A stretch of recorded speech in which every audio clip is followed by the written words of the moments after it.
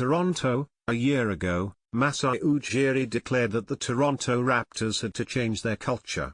But after a challenging and disappointing 2023-24 season, the team's president said that their culture is just fine. Ujiri walked back his year-old remarks at his season-ending news conference on Wednesday and said that he was probably too hard on the organization because he wanted to get Toronto back on track. He remade the team with 4 trades this past winter, but then a series of injuries and off-court incidents derailed the Raptors as they lost 19 of their last 21 games to end the season. He said that the challenging season showed him that the Toronto's character from its 2019 championship run was still there. "One thing I'm 100% sure is the culture of this team will always be at a high level," said Ujiri. "Yes, we're going to go through adversity just like every other place, human being, organization or anything, but the culture of this place is always going to be strong."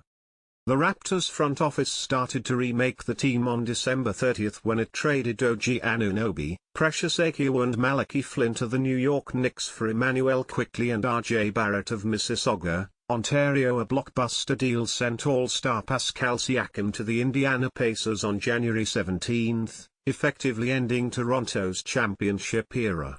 Hours before the NBA trade deadline on February 8, the Raptors got Kelly Olynyk of Kamloops, BC, and Ochai Agbaji in a deal with the Utah Jazz. Toronto had its new core of players together for just 7 games when injuries started to pile up.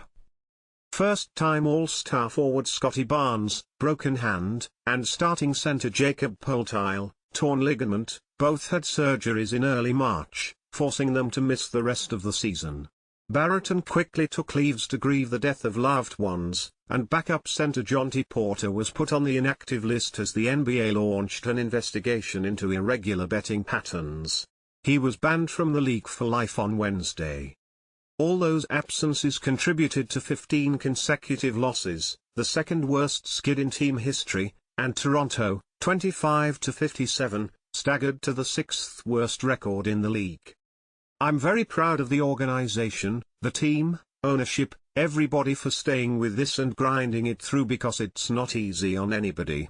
It's just not," said Ujiri, joking that it was probably even hard on reporters to cover the team. "It was unwatchable sometimes, but we have to grind through it. But if there's one thing that never moved, it's our culture that has really kept us through this. I'm proud of all the workers, all the departments, everybody that has contributed to this." Toronto's rebuild will continue through the off-season with 2 or 3 draft picks in this summer's draft on June 26 and 27. The Raptors' number of picks is contingent on the results of the draft lottery on May 12.